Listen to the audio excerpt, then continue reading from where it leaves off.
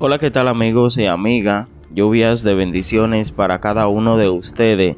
Espero que todos se encuentren súper bien en el día de hoy. Bueno, señores, noticia de último minuto, increíble pero cierto, lo que acaba de ocurrir ahora mismo en Venezuela. Ay, mi madre, tiene que ver este video hasta el final, porque las informaciones en el día de hoy vienen fuertes y son de suma importancia. Y es que, señores, ya sí fue verdad que se le acabó el relajo a la dictadura, al dictador de Nicolás Maduro en Venezuela. Así como lo escucha, ya sí fue verdad que al régimen de Nicolás Maduro le queda poco tiempo. Pero antes de entrar en materia con estas y más informaciones, quiero pedirte que te suscribas, que comparta esta información, deja tu like para que así le llegue a más personas y se enteren de lo que está ocurriendo ahora mismo en nuestro país y en el mundo. Y en el nombre de Jesús, Venezuela va a ser libre. Solo es cuestión de tiempo para que caiga la tiranía, para que caiga la represión política y la persecución. Así que sin más, señores, comencemos con las informaciones en el día de hoy. Bendiciones. Yo sí veo el final de lo de Venezuela. Bueno, pero entonces vamos a comenzar por el final. ¿Por qué está tan convencido? Me refiero quizás a, según lo que interpreto de sus palabras, a que está confiado en que la administración de Donald Trump va a tomar medidas más severas. No solo estoy confiado, estoy absolutamente seguro. Yo conozco los personajes, trabajé durante toda mi época de embajador con Mauricio Claver. Claver la tiene claritica, ayer estuvo en Miami-Dade Community College diciendo unas cosas que uno dice, gracias Dios, gracias, por fin acabamos la estupidez de Juan González y Joe Biden. Ya vamos a regresar a Juan González, pero él dice que no se aplicaron todas las medidas de máxima presión en el 2019 y que quedaban muchísimos más recursos. ¿Usted está de acuerdo con eso? ¿Quién dice? Mauricio Claver. Sí, yo creo que se podían haber hecho muchas, o sea, mire, es fácil uno mirar para atrás. Pero todo es un proceso de aprendizaje y yo creo que el aprendizaje es lo que se va a ir aplicando. Entonces ya empiezan a cerrar todo el oxígeno por acá. Financiero. Vienen, en la absoluta certeza que viene una persecución durísima contra todos los familiares, etcétera, con visas, etcétera, que eso les duele en el alma. Todos tienen casa aquí en Miami, los bolichicos, todos ellos van a empezar a decir, uy, mire, nosotros no hicimos esto para no poder gozarnos la plata. Vienen otras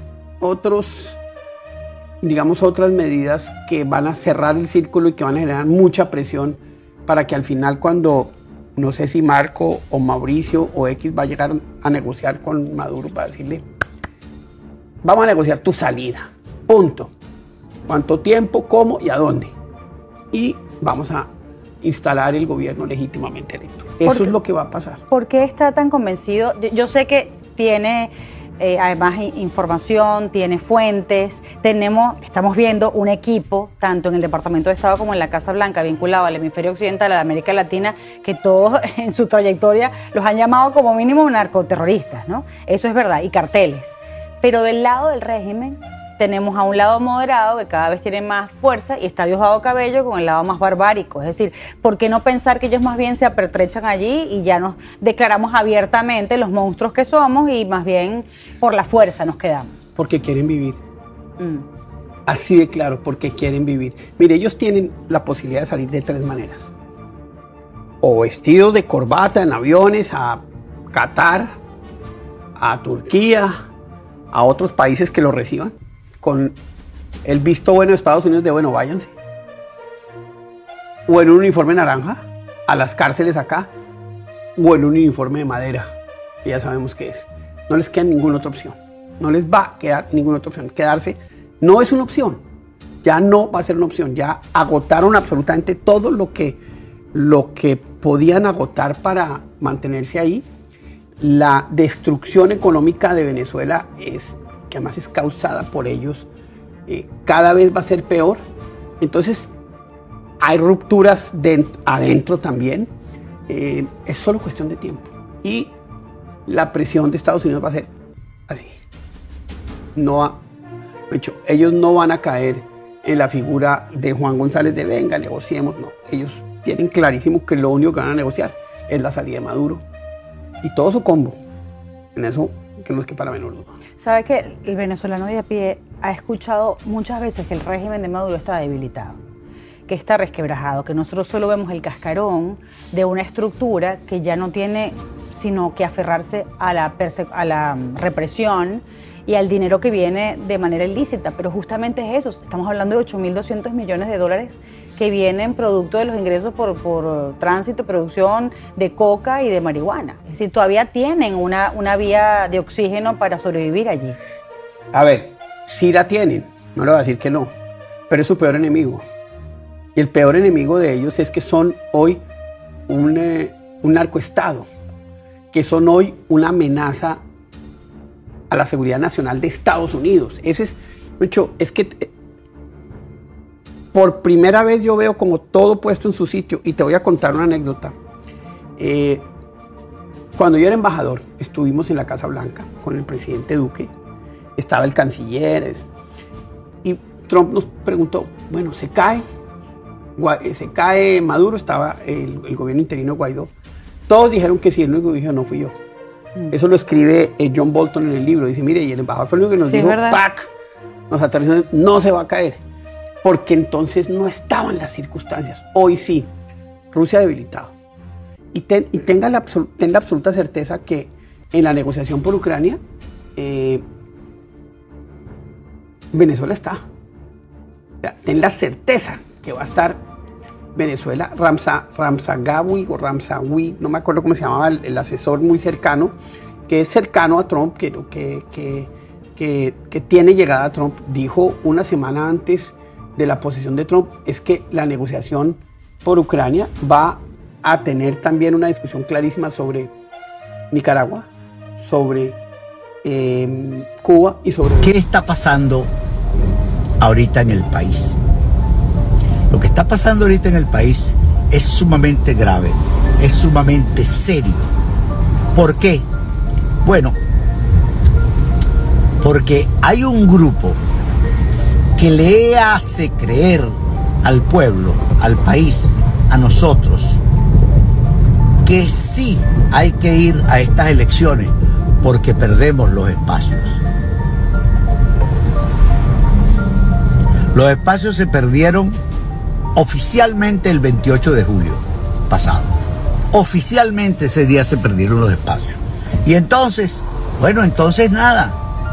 Tú no vas a ir a elecciones. El que vaya a las elecciones, vamos a decirlo bonito y breve, el que va a las elecciones, ya sea como candidato o como votante, óigase bien, es un traidor.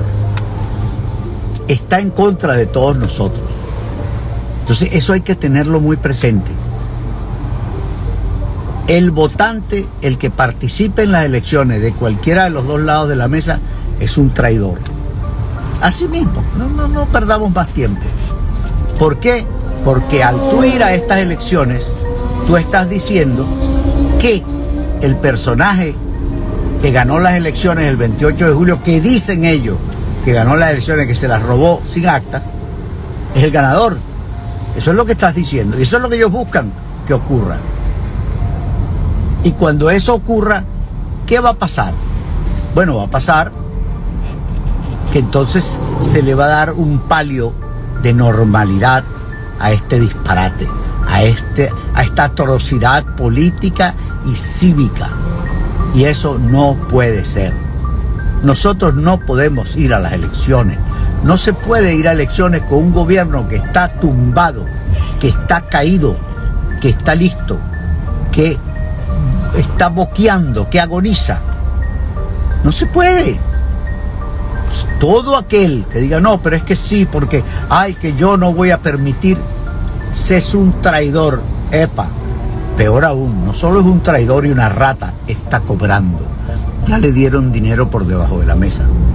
Y ahí hay varios que ustedes los conocen que son famosísimos por agarrar dinero debajo de la mesa, por hacerse los prisioneros, por hacerse los perseguidos, por hacerse los opositores.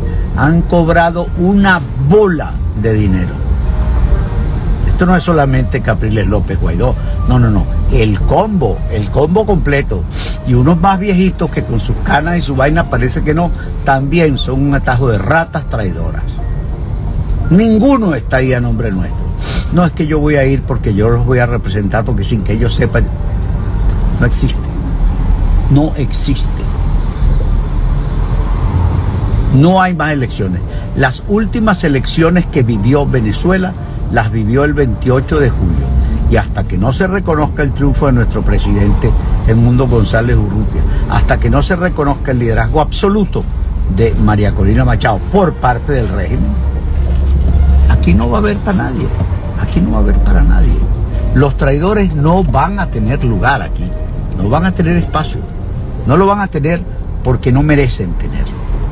Entonces, al no merecer tenerlo, pues ya no tenemos nada más que hablar con ellos. Entonces, cuando ustedes vean a alguien que sale en una publicidad, en una ficha, en una cosa, en un Instagram, diciendo yo voy a representar el Estado tal, traditore, es un traidor.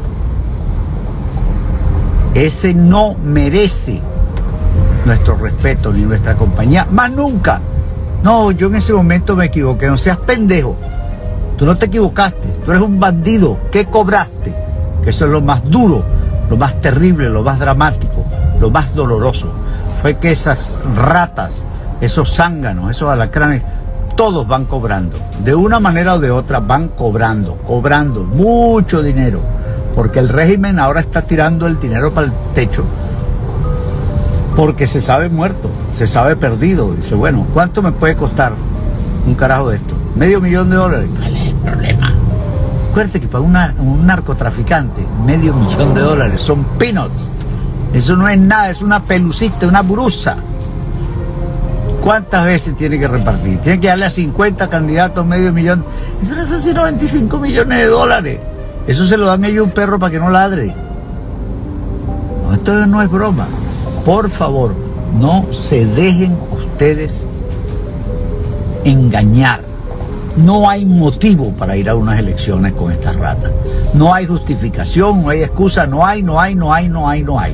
Luego, el que va a las elecciones es traidor y el que lo acompaña es igualmente. Por su parte, una ONG venezolana exigió la atención médica urgente para el periodista José Gregorio Camero, detenido por el régimen desde agosto de 2024. El Observatorio Venezolano de Prisiones OVP exigió este viernes una atención médica especializada para el periodista José Gregorio Camero, quien permanece detenido por el régimen de Nicolás Maduro desde el 3 de agosto del 2024 y presenta, según reportaron sus familiares, problemas cardíacos. La solicitud fue difundida a través de la red social X, donde el OVP compartió un video de Egal Cantero, esposa de Camero, en el que dirige un llamado al dictador Maduro y al fiscal general del régimen, Tarek William, para que se revise la causa judicial contra su esposo.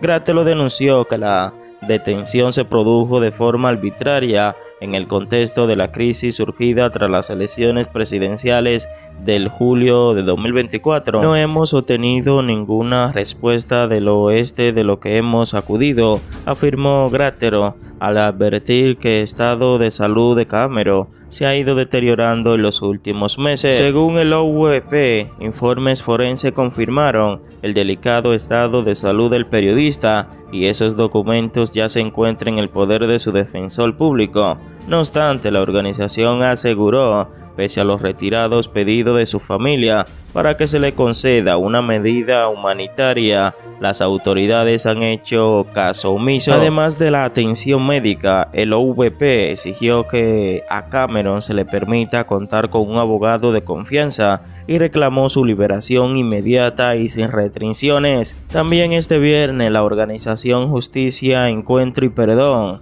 instó al régimen venezolano a tomar medidas urgentes frente a la situación de los ciudadanos detenidos por razones políticas, reclamando condiciones de reclusión que se ajusten a los estándares internacionales de derechos humanos. La grave situación que enfrentan los detenidos pone también en riesgo a los familiares, quienes se encuentran sometidos a una angustia constante, viviendo un estado de incertidumbre y zozobra debido a la prolongada detención, afirmó la GPE en su cuenta de X. De acuerdo con el Colegio Nacional de Periodistas, actualmente hay 12 trabajadores de la prensa detenidos por el régimen de Nicolás Maduro en Venezuela bajo condiciones arbitrarias. Familiares de los presos políticos venezolanos denunciaron ante la ONU la falta de respuesta del régimen a sus pedidos.